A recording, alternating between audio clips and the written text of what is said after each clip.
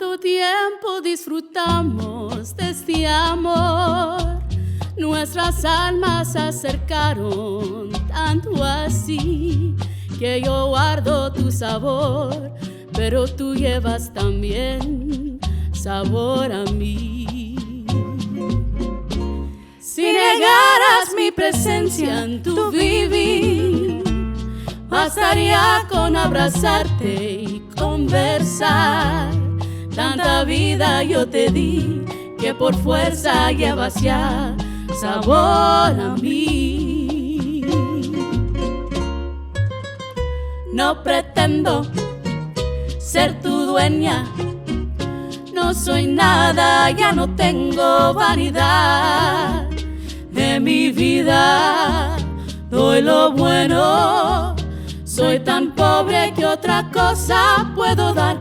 Pasarán más de 1000 años, muchos más, yo no sé si tenga amor la eternidad, pero allá tal como aquí, en la boca llevarás sabor a mí.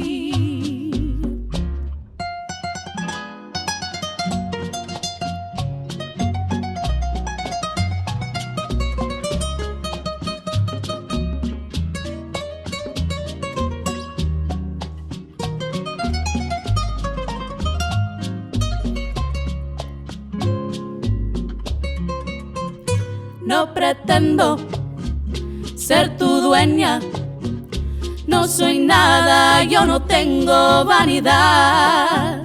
De mi vida doy lo bueno, soy tan pobre que otra cosa puedo dar.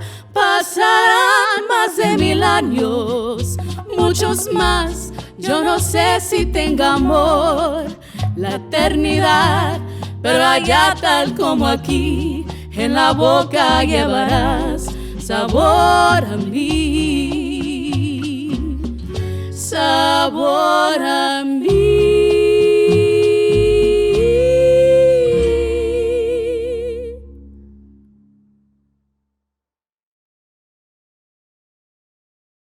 Welcome back to Black Art Matters. Today we're celebrating with Mel Arizpe and with Laura Carrizales, who are part of a singing group here in Dallas, Texas called MI DIVA LOCA. Welcome, welcome. Thank you. We're so happy to have you guys.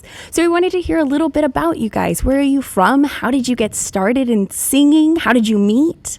Yeah, so I'm originally from Brownsville, Texas, on the border by the sea. That's what they say is the largest city in the Rio Grande Valley, I will say.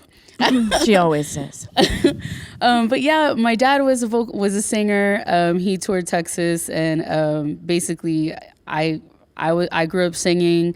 My favorite singer was Whitney Houston and Elvis, Edie Gourmet and Los Panchos, and a little bit of Michael Jackson in the mix. But yeah, I grew up kind of listening to a lot of his records as well. So I've been singing since I was a kid. Kind of did choir and all that good stuff in high school, and then eventually I came up to Dallas to go to UNT, and I majored as a vocal major in music. So I found myself kind of singing not Whitney stuff, but more along the lines of I was in the jazz singers.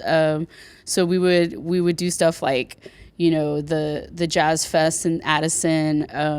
And I mean, I learned a lot. I didn't know I wanted to do jazz, but I loved doing jazz. At the same time, I was in opera. So I did opera theater, did a lot more theater stuff on stage and stuff. But my heart really kind of, you know, was always in like pop R&B and a little bit of Latin. So that's kind of what MI DIVA LOCA is about. So yeah, I'll actually, you know, just bring it over to Laura because talk about how you started. I'm from Dallas, born and raised in Dallas. Been here a long time.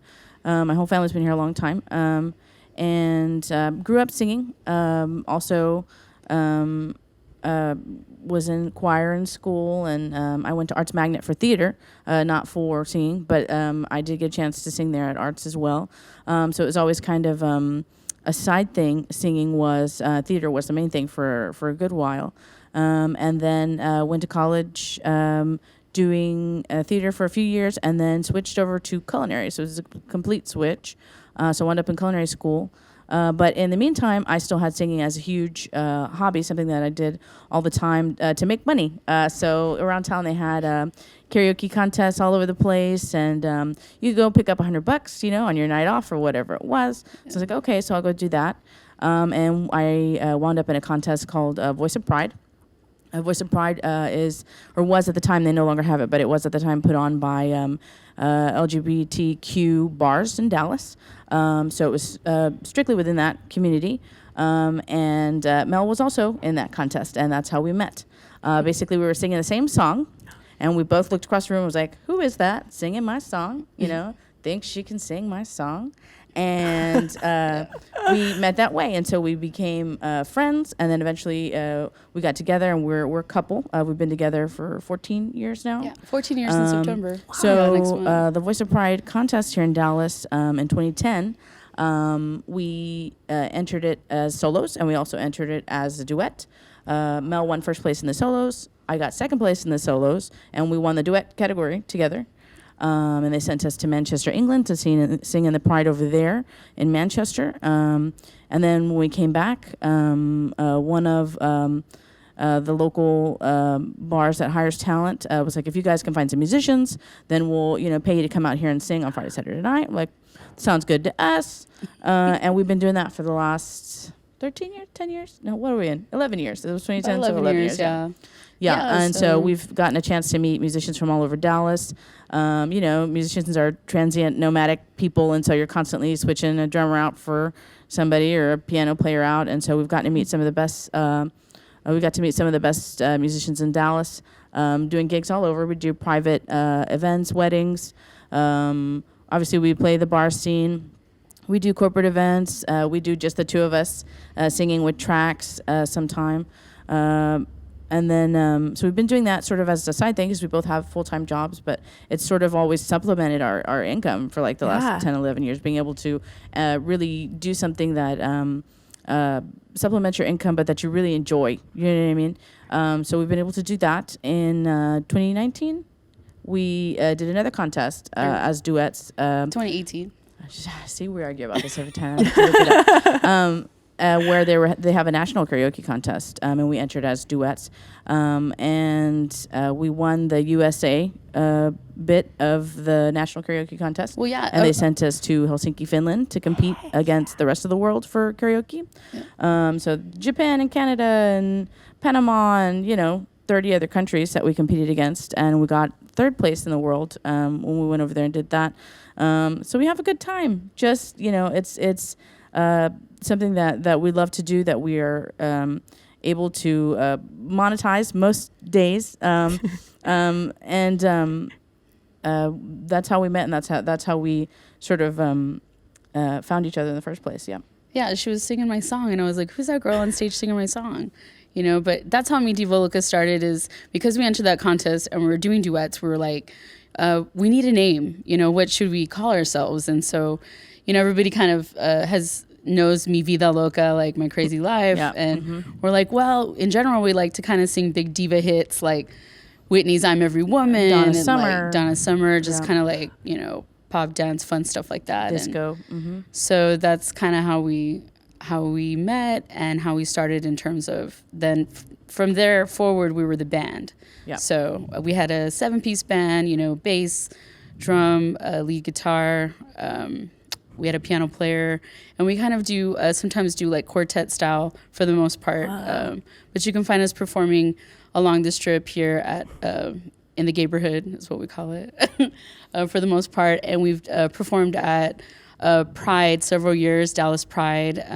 We've also performed at Latino Pride, which we'll be at coming up soon as well. Except we'll be there slinging elotes, actually, since we own a restaurant called Locura Small Bites. I wanted to ask. So went from being complete strangers to then being duet partners to being friends to being partners, life partners, and then business partners too. Exactly. How did the eloteria start? How did you start that business? Like I said, I was doing theater for a little while, for a couple of years, and then switched over to culinary. I'd been doing that for years and years, and then finally we decided to open our own business. We sold our house to open a business in West Dallas, and then the owner was doing construction, so we lost that space. So now we're doing caterings and pop-ups, which is how we wound up with Arts Distillery. So that's another thing. We're just all over the place is what we are. But it's always like, and from week to week, it's like this night we're selling corn. The next night we have a gig, we're singing. The night after that, another gig with corn. And then it's like, and it's hard to keep up. And sometimes, like you saw, we do a night with both, which is a little crazy. But we've sort of dabble in a lot of stuff, and we're lucky enough to be in a local Dallas community that is supportive in every single way. So if somebody's got a gig where they need backup vocals, or they need singers for this or that, or if they need food, I mean, we're there to pitch in and kind of lend our talents to whatever we can contribute for the local folks here in town. Our entire social network and group is all theater, singers, teachers, musicians, and that's the way we like it. And I think we're pretty good at getting out and supporting each other and making sure that everybody's getting work if they want it. Yeah, it sounds like you guys have built a really beautiful community around not just your work with singing, but also with your elotes and with every kind of aspect of who you are, which is really awesome. I wanted to ask about, because we're celebrating what it is to be Latinx or to be Latina, what does being Latina mean to you specifically? Well, Mel's from South Texas. She's literally like on the border. Yeah. But. So, I mean, growing up, I was around like 98% down there Hispanic. So I didn't feel super, I guess, in the minority, obviously.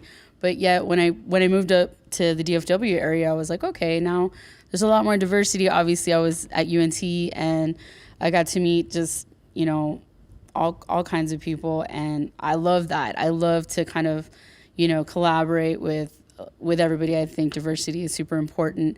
But I also feel that we, as a couple, as a gay, Latina couple, and business owner too in the community, I feel like it's important that we represent that, and then your friends that came up from the border, or they came from a border town, when you went to UNT, you all sort of found each other. I know, it was really weird. Like all people from El Paso and Laredo and Brownsville and McAllen, and people from Edinburgh. They were all in the music department, and they all sort of gravitated towards each other, and they were like, I'm from here and I'm from there, and it was like they had their own little arts community there at UNT among people that were from the border towns. I've been friends with them since we started as freshmen for the last 20 years or so. Yeah. Mm-hmm. And we're all still kind of doing music in some way, or Dallas theater. Our friend Gloria Benavides is, a lot of people know who she is, but she's big in the scene for theater.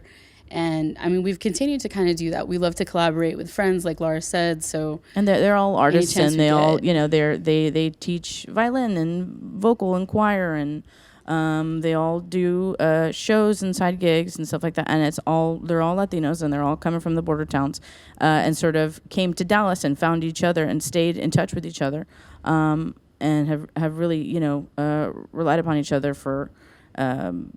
Continuing their love of the arts. But yeah. Did you have any expectations when you started singing about what that kind of career path would look like? Because I know that, I don't know your experience, but myself in a Latino family, like going into the arts was not quite what my parents had wanted. Yeah. So I don't know what were your experiences when you guys decided to really start MI DIVA LOCA? Was that like a hard decision to make, or was it just something that just felt natural? It was absolutely natural. For me, I'd always known I wanted to sing since I was little. It ran in the family, with my dad. And so they've always been super supportive. When it came to my major, they were like, are you sure you want to go into music? Like, do you want to be, a teacher? Or what's the goal there? And so I was like, I love to perform. I feel like I'll always be on stage no matter what. Even though, we're restaurant owners now, and we're still performing and everything, but I feel like that'll be something that I will do for the rest of my life. I don't ever see a point where I would stop doing that.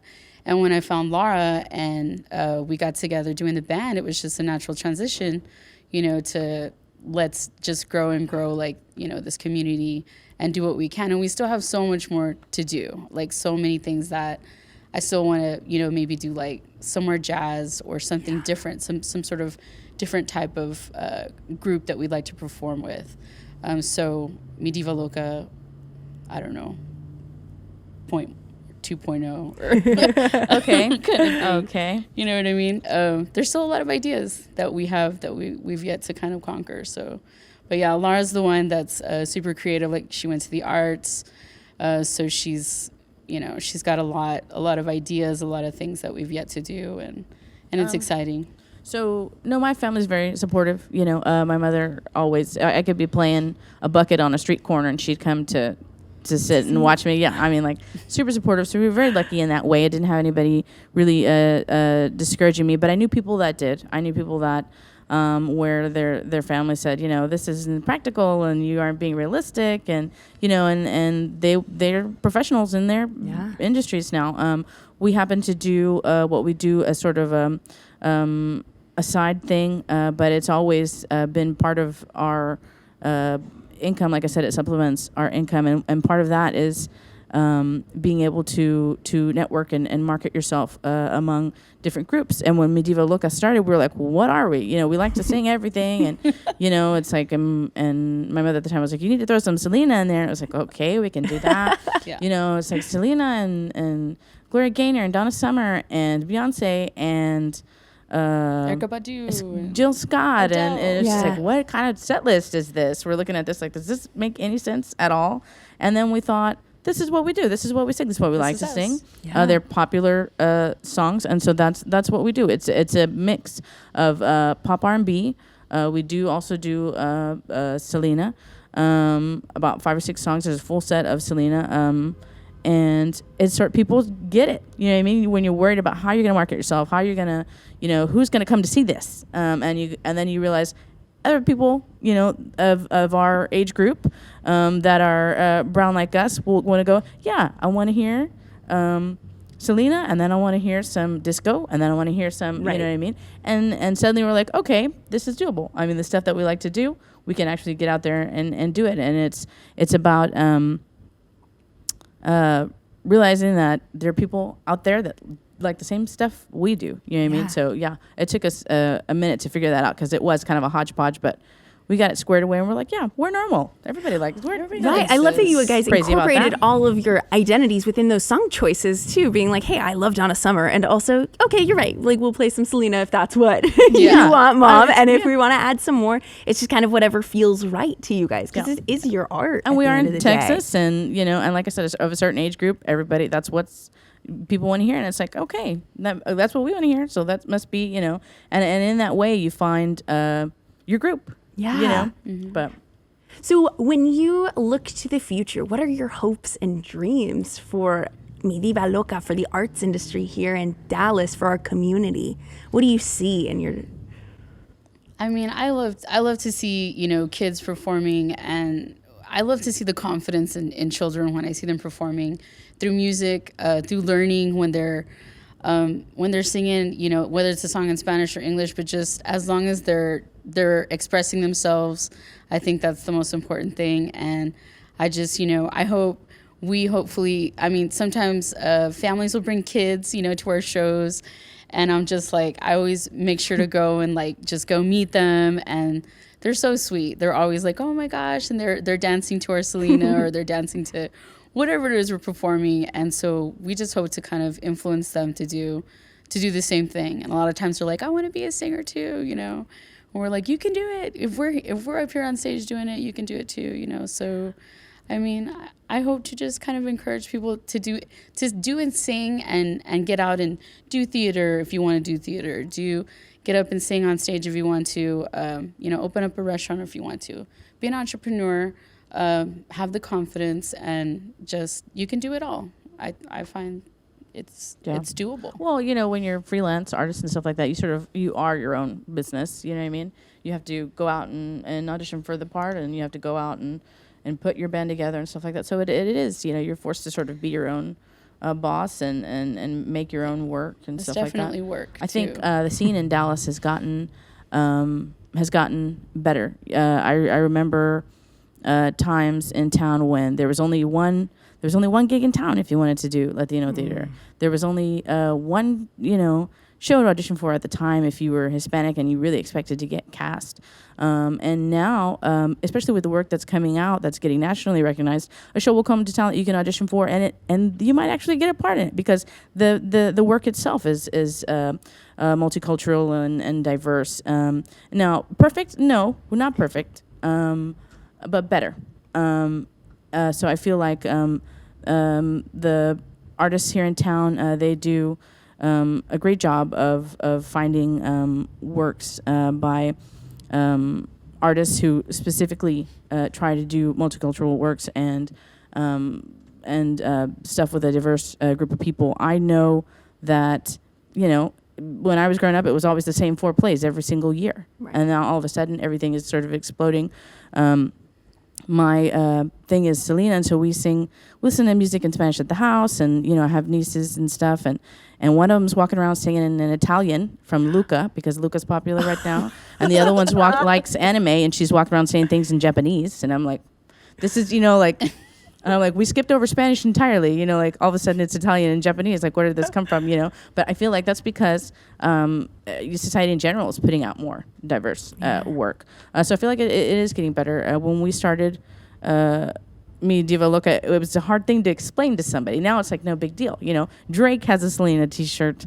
Lady Gaga has a Selena t-shirt, you know what I mean? Like everybody knows who these people are now. But before that, it was sort of a very a small group of people, maybe Mexican Americans in Chicago, maybe in California and Texas. And you could sort of like say, the majority of the people that are familiar with this kind of music. And now everybody and their mom knows this music because over the last 20 years, it's been pumped at every wedding and quince and you know what I mean, and so I feel like it's sort of organically naturally going this way, which is to say that the opportunities have grown a lot in the last 20 years too, but again, it's not perfect, so we're working on it. But I think bands like ours help to sort of expose people that are not normally exposed to other kinds of music, and we try all the time, to sort of bring people into the fold. But I love that, inviting them in to teach them more. Yeah. As long as there's a good beat, they get up on that. That's stage. That's how you get them. You hook them in. So my last question, I wanted to ask if you could go back in time and meet yourself and give yourself one piece of advice, what would it be? You go first. Oh goodness. If I went back in time, I think, I don't know. I guess I would try to actually maybe go a little bit more onto the education side of teaching music. I think I went into performance and just, I had all that experience of performing and stuff ever since I was a kid. But I feel like, now I feel like I really wish I had done a little bit more on the teaching aspect, because I feel like that would be really rewarding. And there's still time. There's still time for that, I think. She's got an obscene amount of patience. Teaching would have been perfect for her. Yeah. She'll tell you I'm super patient too. So I feel like, well, there might be, something else, down the line career-wise. But, for now, we've got our day jobs. We also own the restaurant. We're still singing. We're performing. So I think, I would probably say, hey, learn, the teaching side of it for music. That's what I would do. Yep. What about you? I think I would tell my younger self not to be so concerned with everybody. You know what I mean? I think that goes for everybody. When you're younger, you're sort of a little more insecure. Maybe not for everybody. There's always that guy who's like, so ready to go. But I think for a lot of folks, it's about convincing yourself that you're capable. Which now, when I look back, go, I was capable, wasn't I? It's like, well, that's part of growing up, and part of strengthening your talents and stuff like that is realizing your capabilities and your limits and all of these things, and really pushing yourself. So I think, I would tell my younger self to just go for it. Just shut up and go and try your best for these things. Because a lot of things that I felt like, you know, you let things pass you by because you feel like, that's never going to work out. And, you know, I'm not as good as those people and blah, blah, blah, blah. And it just, you know, you can't get that chance back. So I think that's what I would say to my younger self. Well, thank you guys so much for joining us today. It was so wonderful to hear about your stories and hear about how Mi Diva Loca got started. If anybody would like to learn more about Mi Diva Loca, you can look them up on Facebook. Yeah, and I'll include a link below. Cut out some of those moments. I don't know how you... Oh my gosh.